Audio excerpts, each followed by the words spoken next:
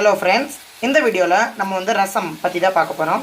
ரசம் பாத்தீங்கன்னா south Indian ஃபுட்ல ரொம்ப இம்பார்ட்டன்ட்டான ஒரு டிஷ் friends. இது வந்து ஜீரணத்துக்காக யூஸ் பண்ணுவாங்க. ஃபுல் மீல்ஸ்ல வந்து எப்பயுமே ரசம் இல்லாத ஒரு மீல்ஸே இருக்காது friends. இப்போ இந்த ரசத்தை எப்படி பண்றதுன்னு பார்க்கலாம் வாங்க. அதுக்கு முதல்ல ஒரு கடாயில 1 டேபிள்ஸ்பூன் எண்ணெய் சேர்த்துக்கலாம்.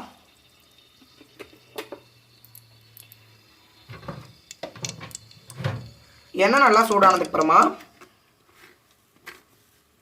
கொஞ்சம் கடுகு, கொஞ்சம் வெந்தயம்,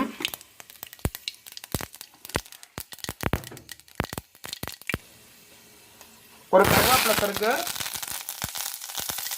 2 வரமிளகா சேர்த்து நல்லா வறுத்துக்கலாம். வறுத்ததுக்கு அப்புறமா நான் வந்து பார்த்தீங்கன்னா ஜீரகத்தையும் மிளகையும் நல்லா இடித்து எடுத்திருக்கேன்.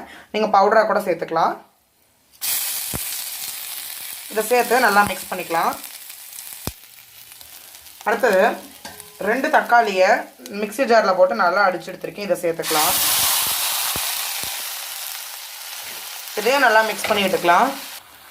இது நல்லா கொதிச்சதுக்கப்புறமா 2 பூண்டு பல்லை நல்லா தட்டி எடுத்துக்கோங்க. அதையும் சேர்த்துக்கோங்க. இப்போ பூண்டை சேர்த்தாச்சு. பூண்டு சேர்த்ததுக்கப்புறமா நான் வந்து புளி கரைசல் தண்ணி எடுத்துருக்கேன்.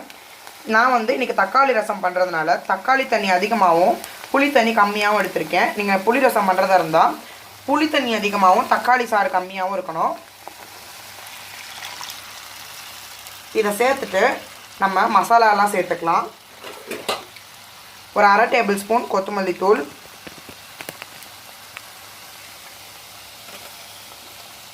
கொஞ்சம் பெருங்காயத்தூள்,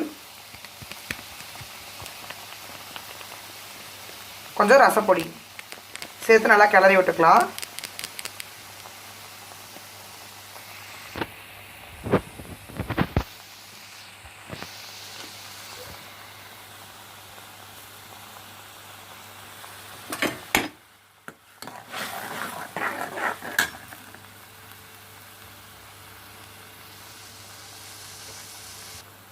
நல்லா கிளறி விட்டதுக்கப்புறமா கொஞ்சம் தண்ணி சேர்த்துக்கலாம்.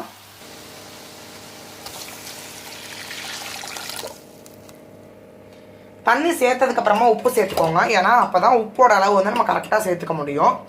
ரசத்தை வந்து நீங்கள் ரொம்ப நேரம் கொதிக்க விடக்கூடாது. அதுக்கு மாறாக ஒரே கொதியில் எடுத்துடணும் ஃப்ரெண்ட்ஸ். இப்போ கொஞ்ச நேரம் இதை கொதிக்க விடலாம். ரசம் வந்து ஒரு கொதி வந்ததுக்கப்புறமா அடுப்பை ஆஃப் பண்ணிவிட்டு கொத்தமல்லி நல்லா நறுக்கி மேலே சேர்த்துக்கலாம். உப்பு சரியாக இருக்கான்னு பார்த்துக்கோங்க ஃப்ரெண்ட்ஸ். ஏன்னா இதில் வந்து உப்பு வந்து கரெக்டாக இருந்தால் தான் நமக்கு சாப்பிட நல்லாயிருக்கும். மறக்காமல் மஞ்சத்தூள் சேர்த்துக்கோங்க ஃப்ரெண்ட்ஸ். ஏன்னா ரசத்துக்கு மஞ்சத்தூள் தான் ரொம்ப முக்கியம்.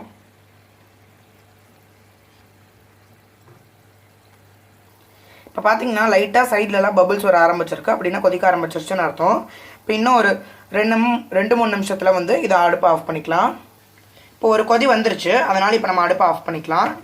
ஓகே ஃப்ரெண்ட்ஸ், இப்போ நம்மளோட சுவையான ரசம் வந்து ரெடி ஆயிடுச்சு. இந்த ரசத்துக்கு மேலே நீங்கள் நறுக்கின கொத்தமல்லியை சேர்த்து சர்வ் பண்ணிக்கலாம். இது வந்து பார்த்தீங்கன்னா ஜீரணத்துக்கு ரொம்ப உதவும். இந்த ரசம் ரெசிபியை நீங்களும் உங்கள் வீட்டில் ட்ரை பண்ணி சாப்பிட்டு என்ஜாய் பண்ணுங்கள் ஃப்ரெண்ட்ஸ். அப்புறம் இந்த வீடியோவை லைக் பண்ணுங்கள், ஷேர் பண்ணுங்கள், கமெண்ட் பண்ணுங்கள். அப்புறம் நம்ம சேனலை மறக்காமல் சப்ஸ்கிரைப் பண்ணுங்கள். தேங்க்யூ.